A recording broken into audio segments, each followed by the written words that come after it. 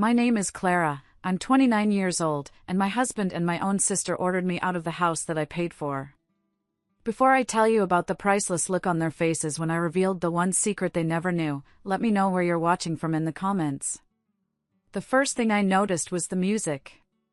It was soft, something jazzy he never listened to. The second was the smell. Her perfume, the cheap gardenia one she always wore, hanging thick in the air of my bedroom. My bedroom.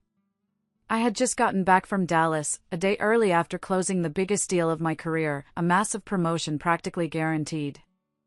I was buzzing with excitement, my hand already reaching for my phone to text him the good news. But I never sent that text. I stood frozen in the doorway, my overnight bag slipping from my fingers and hitting the hardwood floor with a dull thud. They didn't even flinch. There they were, my husband Mark and my sister Chloe, tangled in the Egyptian cotton sheets I had spent a month picking out. My ears started to ring, a high-pitched whine that drowned out the soft music. Chloe saw me first. A slow, cat-like smile spread across her face. She didn't even try to cover herself. She just stretched, pushing her hand through her messy blonde hair. "Oh, finally," she said, her voice syrupy sweet. "We were wondering when you'd get here." Mark scrambled upright, his face a mask of pale, pathetic panic. "Clara, baby, this isn't. I can explain." But Chloe just laughed, a sound that was pure venom. She swung her legs over the side of the bed, her hand resting protectively on her still flat stomach. "Don't bother, Mark. She had to find out eventually." In fact, she turned her gaze on me, her eyes glittering with a kind of triumphant cruelty I had never seen before. "It's better this way. It makes the next part so much easier." She stood up, walking towards me as if she owned the room. As if she owned my life. "Mark and I are in love," she announced, her chin held high. "And I'm pregnant. So, we're going to need this room. We're going to need this whole house, actually. You have 1 hour to pack a bag and get out.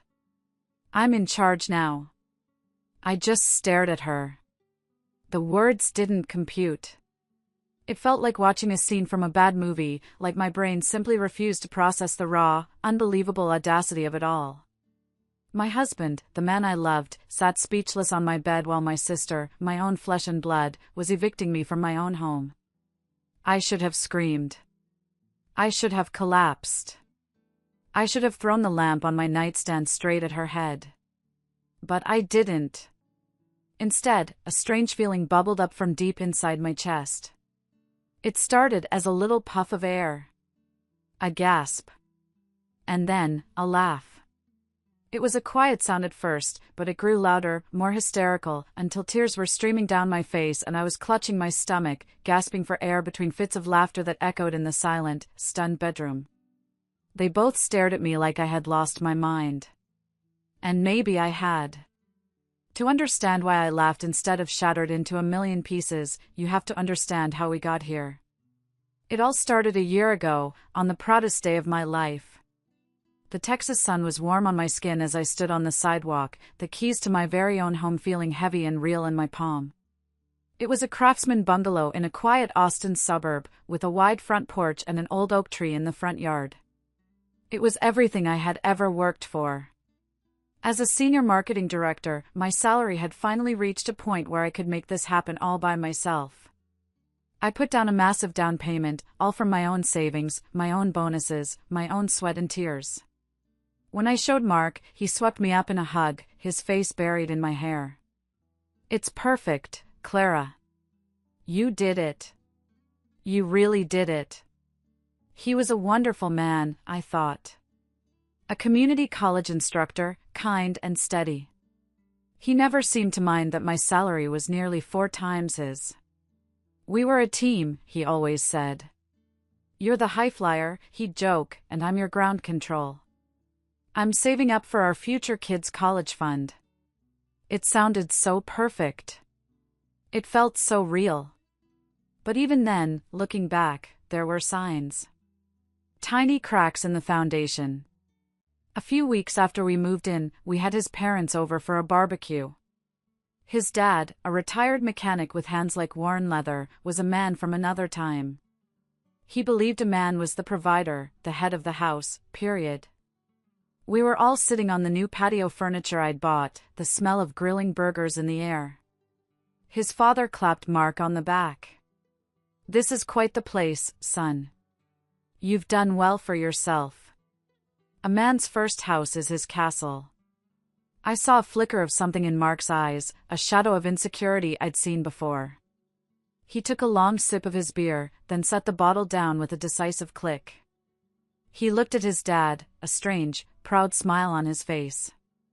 "Actually, Dad," he started, his voice a little too loud, "I bought it for her. A surprise."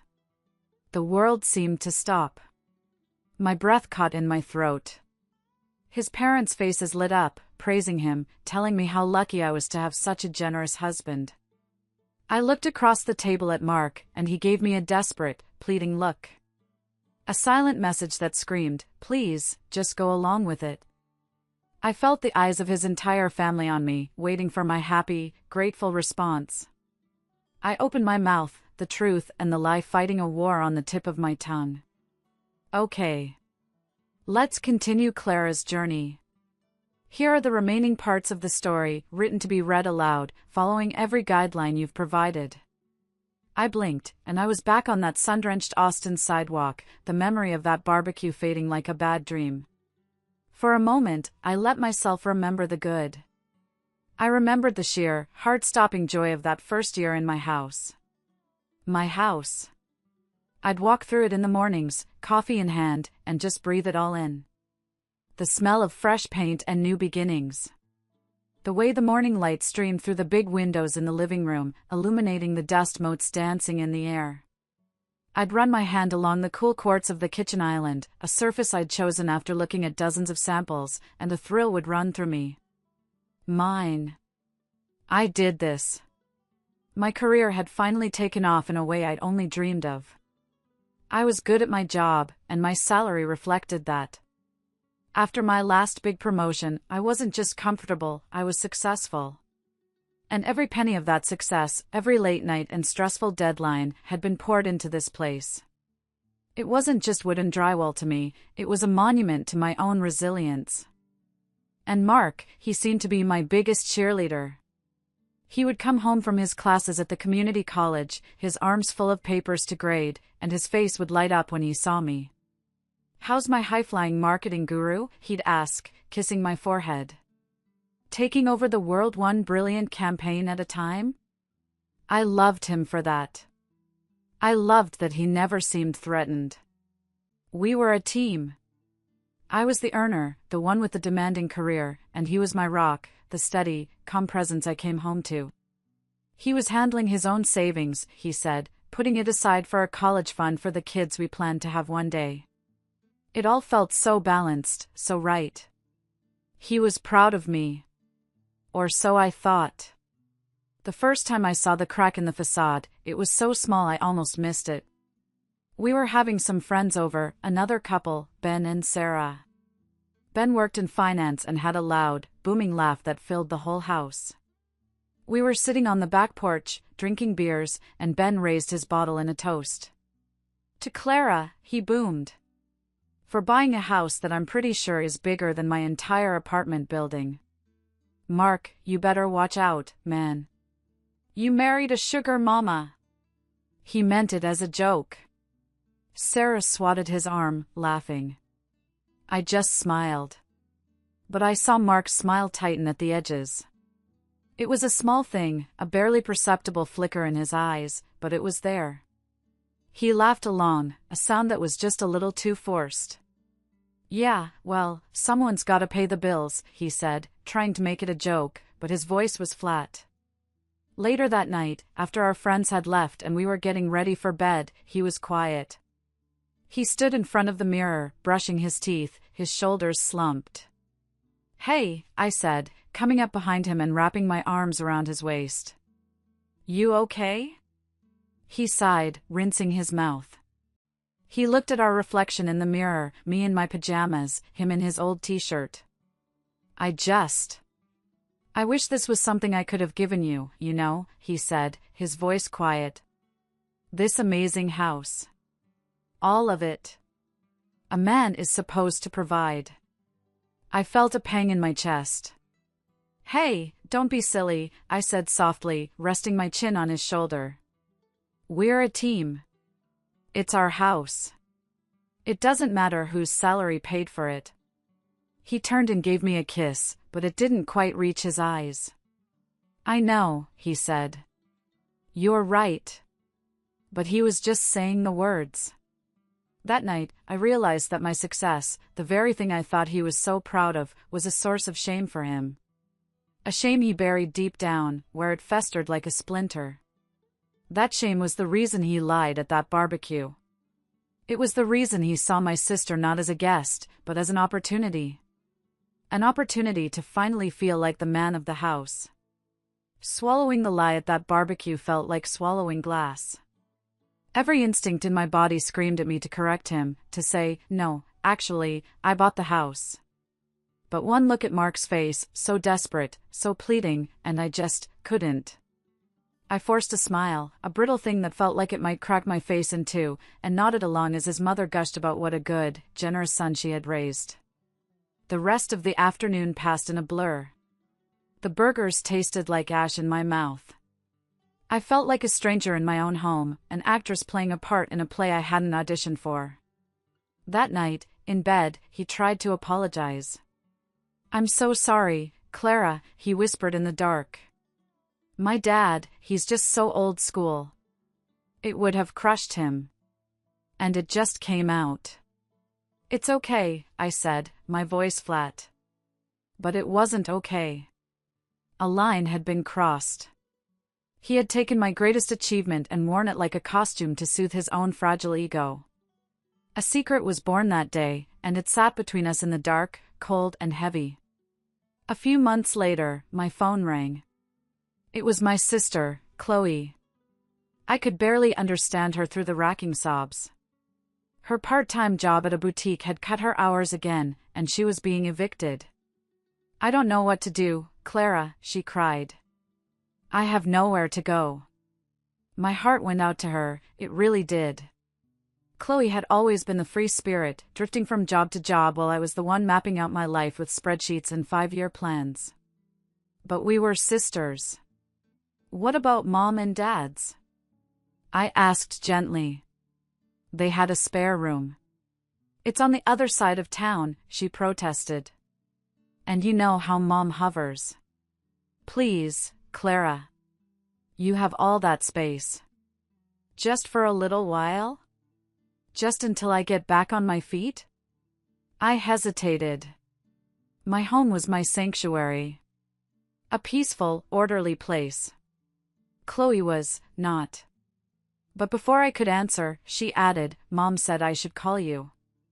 She said you'd help. Of course she did.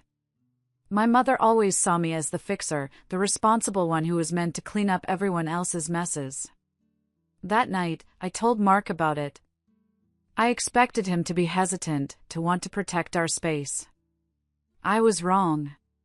His face lit up. Of course she can stay with us, he said, almost too enthusiastically. She's family. We've got plenty of room. It'll be fun having her around. His eagerness felt strange, but I brushed it off. I was being selfish, I told myself. This was my sister in need. So I called her back and told her yes. The day she moved in, she arrived with 3 overstuffed suitcases and a cloud of drama. She cried as she hugged me, telling me I was her savior. She unpacked her things in the beautiful guest room overlooking the garden, the one with the best morning light. As I helped her put her clothes away, a cold knot formed in my stomach. It was a feeling I couldn't explain, a sense of dread, like I had just willingly unlocked the door and invited a monster into my home. At that moment, I thought that was the worst of it. I was so wrong. If you're still listening, please help me out by liking this video and commenting the number 1 down below. It lets me know you gave me a like and tells me that you're on this journey with me. Your support is a huge encouragement for me to keep going. Just comment the number 1 and let me tell you what happened next. The first few weeks were fine. Deceptively fine. Chloe was the perfect house guest.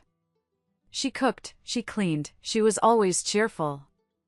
I'd come home from a grueling day at work to find dinner on the table and the house spotless. You just relax, she'd say, taking my work bag from me. You do so much. Let me take care of things here. It felt nice. For a little while. Then the little comments started. They were like tiny, poison darts, so small that if you complained, you'd look insane. Here's your coffee, Mark, she'd say in the morning, placing his mug down with a flourish. Black, just a splash of cream. Clara always makes it too milky, doesn't she? I'd be folding laundry, and she'd pick up one of Mark's shirts. I ironed this for you, Mark. I noticed your collars were always a little wrinkled before. It's the little details that matter, you know? Mark would just laugh it off. Thanks, Chloe. You're a lifesaver. I tried to talk to him about it one night. Doesn't it bother you? I asked. The way she's always comparing? He just looked at me, confused. Comparing what? She's just being helpful, Clara. I think it's great. It takes some of the pressure off you. I felt a chill run down my spine. It wasn't about pressure. It was about replacement. She wasn't just helping out, she was performing the role of a better wife. My wife. And my husband was giving her a standing ovation. Then her wardrobe started to change. She'd walk around the house in these tiny shorts and sheer tank tops that left nothing to the imagination. I'd walk into the kitchen and find her leaning over the counter to talk to Mark, who was trying, and failing, to keep his eyes on his laptop. Chloe, can you please go put something else on? I snapped one evening, my patience worn to a thread. She turned to me, her eyes wide with fake innocence. What? It's hot in here, Clara. Don't be such a prude. Go. Change. Now, I said through gritted teeth. She rolled her eyes but did it. Later, Mark cornered me. Don't you think you were a little harsh, he said. She's just comfortable here. It's her home too, now. Her home. The words hit me like a punch to the gut. The final straw, the act that showed me this wasn't just misguided flirting but a calculated attack, happened on a Tuesday. I had the biggest presentation of my career the next day. A huge potential client. A multi-million-dollar account that would guarantee my promotion to vice president. I had been working on the deck for weeks. I was working from home that day, putting the finishing touches on it at the kitchen island. I was in the zone, my laptop open, my notes spread out. Chloe came up behind me, a full mug of steaming black coffee in her hand. Working hard? She asked, her voice a little too bright. Don't talk to me for the next hour, please, I said, not looking up. I'm on a deadline. Oops, she said. I looked up. She was tilting the mug. The hot, black coffee cascaded down, a tidal wave of scalding liquid that washed over my keyboard. I heard a sizzle. The screen flickered, turned a garish blue, and then went black. Dead. My entire presentation, weeks of work, everything, was on that hard drive. I just stared at it, my mind blank with shock. Oh my God! Chloe shrieked, her hand flying to her mouth. I am so sorry. It just slipped. My hand just slipped. But I saw it. For a split second, before the fake horror flooded her face, I saw a flash of triumph in her eyes. A small, vicious smile. She had done it on purpose. I flew into a panic, trying to reboot it, trying to do anything. It was completely fried. I spent the next 4 hours in a frantic, tear-filled scramble, trying to rebuild the presentation from memory on my old personal laptop. I barely slept. I looked like a ghost the next day, but somehow, by some miracle, I pulled it off. When I got home that night, exhausted but victorious, I found Mark and Chloe watching a movie on the couch. "I need to talk to you," I said to Mark, my voice shaking with rage. "About what she did?" Mark just sighed, hitting pause on the remote. "Clara, can we not do this? Chloe feels absolutely terrible. She's been crying all day. It was an accident." "It was not an accident," I yelled. "She did it on purpose. She's trying to sabotage me." He stood up, his face hardening. "You know what? You're being paranoid and cruel. She's your sister, and she is living in our house, and you need to start treating her with some respect. Apologize to her." I stared at him, my mouth hanging open. Apologize. He wanted me to apologize.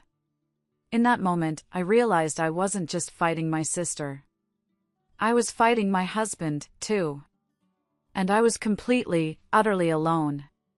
The Dallas trip was my escape. It was 2 days after the laptop incident, and the air in our house was thick with a toxic, unspoken tension. I packed my bag with a sense of profound relief. Getting away from them, from the constant walking on eggshells in my own home, felt like coming up for air after being held underwater. The trip itself was a massive success. The presentation I had scrambled to rebuild was a hit. The clients were blown away. They loved my vision, my data, my confidence. I walked out of that final meeting with a signed contract in my briefcase and the promise of a promotion ringing in my ears. I had done it. Despite Chloe's best efforts to ruin me, I had won. A wave of euphoria washed over me. I felt powerful, capable, invincible. I called the airline and managed to get on an earlier flight home. I couldn't wait to see Mark. I decided to forgive him. I told myself that he was just caught in the middle, that he didn't see Chloe's manipulation for what it was. I would come home with this incredible news, and it would be a fresh start for us. We would sit Chloe down together and set some firm boundaries. We would be a team again. The hope felt so real, so intoxicating. The taxi dropped me off in front of our house just after 8 p.m.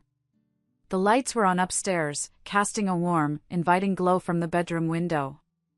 Mark's car was in the driveway. I smiled.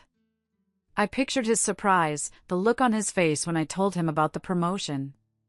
I pictured us celebrating, just the two of us. I unlocked the front door quietly, wanting to surprise them. My heels clicked softly on the hardwood floors of the entryway. The house was quiet, except for some soft, jazzy music coming from upstairs. Strange. Mark hated jazz. On the coffee table in the living room sat 2 wine glasses, one with a faint lipstick smudge on the rim. My stomach gave a little lurch. A knot of unease started to tighten in my chest. Then I saw it. Draped over the banister of the staircase, as casual as a forgotten sweater, was Chloe's silk blouse. The one I had complimented her on just last week. My blood ran cold. Every happy, triumphant thought from the flight home evaporated, replaced by a single, sickening dread. I started to climb the stairs, each step feeling like I was wading through cement. My hand was shaking as I gripped the railing. The music grew louder as I approached our bedroom. Our bedroom. And underneath the music, I could hear voices. Soft voices and quiet laughter. I reached the top of the stairs. The door to our bedroom was slightly ajar. I put my hand on it, my heart hammering against my ribs so hard I thought it would break through. I told myself I was being crazy. I was being paranoid, just like Mark said. I was letting Chloe get to me. There was a perfectly reasonable explanation for all of this. I pushed the door open. And that's when my world didn't just crack. It ceased to exist. The The scene before me burned itself into my brain, a permanent scar on my memory. The soft lamplight, the tangled sheets I had picked out, and in the middle of it all, my husband and my sister. They didn't notice me at first. They were too lost in each other. It wasn't until I made a small, choked sound that Chloe's head turned. Her eyes met mine across the room. And she smiled. A slow, triumphant smile. That's when I finally understood. This was never just about a place to stay. This was a hostile takeover. The sound that left my body was a raw, wounded thing. Mark scrambled off the bed, his eyes wide with a terror that was almost comical. He fumbled for the sheet, trying to cover himself like a teenager caught by his parents. "Clara, baby, wait, this isn't what it looks like." But I wasn't looking at him. I was looking at my sister. Chloe stretched, languid and unashamed, not even bothering to cover herself. She was enjoying this. Every second of it. "Oh, don't bother explaining, Mark," she said, her voice dripping with mock pity. She was bound to find out eventually. She swung her legs over the side of the bed and stood up, her hand drifting to her stomach in a gesture that was both maternal and menacing. "And besides," she added, her eyes locking onto mine, "there's more. I'm pregnant." Mark's head snapped toward her, his face going from pale to ghostly white. Clearly, this was news to him, too. And that's when she delivered the final blow. She walked right up to me, so close I could smell the wine on her breath, and looked me dead in the eye. "Mark and I are in love," she said, her voice dropping to a conspiratorial whisper. "We're a family now. So, we're going to need this house. You have 1 hour to pack a bag and get out. I'm in charge now." And that's when it happened. The laughter. It bubbled up from some deep, broken place inside me. It wasn't a sound of joy or humor. It was the sound of a dam breaking, of a reality so absurd, so utterly insane, that the only possible response was to laugh. It was the sound of the last thread of the old Clara snapping. They stared at me, their faces a mixture of confusion and fear. My laughter was the one thing they hadn't planned for. I finally managed to catch my breath, wiping the tears from my eyes.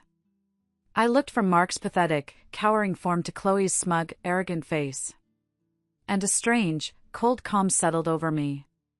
The shock was gone, replaced by a clarity so sharp it felt like a shard of ice in my veins.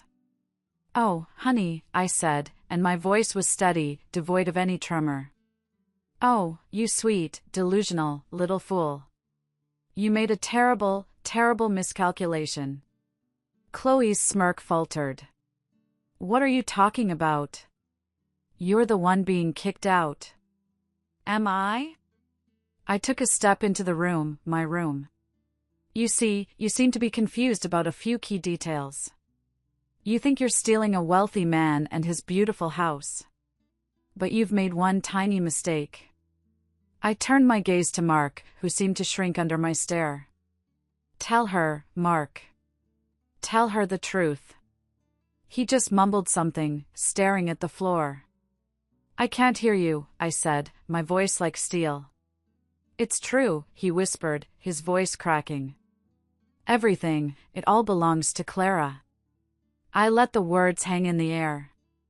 I watched the color drain from Chloe's face as the reality of the situation slowly dawned on her. "This house," I said, gesturing around the room. "The down payment came from my promotion bonus 2 years ago. The mortgage, which is automatically drafted from my bank account every month, is in my name. And my name only." I pointed out the window to the driveway. "The brand new SUV Mark is so proud of? I bought that for him last year as a birthday present because his old car wasn't professional enough. The furniture you're sitting on? The bed you're sleeping in? All mine." I walked over to my dresser and picked up my keys. "You seem to think you've won the lottery, Chloe. But all you've won is a broke, unemployed, spineless liar who has been living off his wife's salary for the past 5 years. Chloe's face twisted into a mask of pure rage. She let out a scream and started hitting Mark with one of my decorative pillows. "You liar! You pathetic, worthless liar!" "Stop it," I said, my voice cutting through the chaos. "Both of you. I'm done with this circus." I looked at my watch. "You have 1 hour to get your things and get out of my house. And the clock starts now." They scrambled. It was a pathetic, chaotic ballet of drawers slamming and frantic packing. I walked downstairs, my hand steady, and made myself a coffee with the fancy machine I'd bought myself last Christmas. I sat at my kitchen island, sipping slowly, listening to their footsteps thundering above me. My phone rang. It was my mother. I knew it would be. Chloe must have called her instantly. "Clara, what is going on?" she shrieked before I could even say hello. "Chloe just called me, hysterical. You can't possibly be kicking your pregnant sister out onto the street. What kind of monster are you?" I took a slow sip of my coffee. "She was sleeping with my husband in my bed, Mom," I said, my voice devoid of emotion. "They've been having an affair for weeks. When I caught them, she tried to kick me out of my own house." There was a brief silence on the other end. I thought, for a foolish moment, that she might actually show some compassion. I was wrong. "Well," she said, her voice changing, becoming wheedling. "Maybe you should just let them have the house for a little while. You're so successful, Clara. You have a huge salary. You can afford to rent a nice apartment. Chloe is pregnant now. She's made a mistake, yes, but she needs stability for the baby. It would be the kind thing to do." I was stunned into silence. Let them have the house. My house. The reward for their betrayal. I couldn't believe what I was hearing. "I am not having this conversation," I said, my voice dropping to an icy whisper. "In fact, I don't want to talk to you at all right now." I hung up before she could respond. An hour later, they appeared at the bottom of the stairs, each carrying bags. Chloe's face was streaked with mascara, but her eyes were hard with hate. "You'll regret this," she spat. "You think you're so perfect with your big house and your fancy job. You'll end up alone and miserable." I just looked at her. I didn't say a word. There was nothing left to say. The next morning, I was fumbling with my keys at the front door when I heard cars pull into my driveway. It was both sets of parents. My mom and dad looked furious. Mark's mother, Martha, was crying, and his father, George, was red-faced with anger. "How dare you throw a man out of his own house?" George bellowed as they all stormed inside. "The house he bought," my own mother added, pointing a finger at me. I'd had enough. I walked to my home office, pulled the thick file folder of house documents from my filing cabinet, and walked back to the living room. I didn't raise my voice. I didn't cry.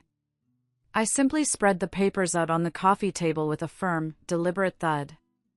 "Actually," I said, my voice dangerously calm. "Let's clear a few things up." I made them look. I pointed to the wire transfer confirmation for the down payment, showing the funds coming directly from my investment account. I pointed to my name, and my name only, as the buyer on the deed of sale. I pointed to the mortgage agreement, signed only by me. I watched their faces as the irrefutable, black and white truth dawned on them. I watched the anger on George's face curdle into horrified shame. I watched Martha's sobs quiet into stunned silence. But my parents, they were different. After the in-laws left, sputtering apologies and vowing to disown their lying son, my own parents stayed. The proof was right there in front of them, but it didn't seem to matter. "Clara, you need to be reasonable," my dad said, using the calm, rational voice he always used when he thought I was being hysterical. "They're starting a family." "A family built on lies and betrayal," I shot back. "Don't be cruel," my mother snapped. "That's your niece or nephew you're talking about. You've always been selfish, Clara, always thinking only of yourself. Your sister has nothing. You have everything. A house is just a thing, but family is forever. If you don't help your sister, if you don't share what you have, we'll have no choice but to cut ties with you. I looked at their faces, so earnest, so convinced of their own righteousness. And I finally understood. I would never be enough. My success would always be something to be given away, my home a resource for them to distribute to their favored, feckless child. I walked to the front door and opened it wide. "Get out," I said. The divorce was surprisingly quick. I hired the best lawyer in Austin, and Mark, knowing he didn't have a legal leg to stand on, didn't fight it. He signed whatever papers were put in front of him. He knew every asset was in my name, and fighting would just be a waste of money he didn't have.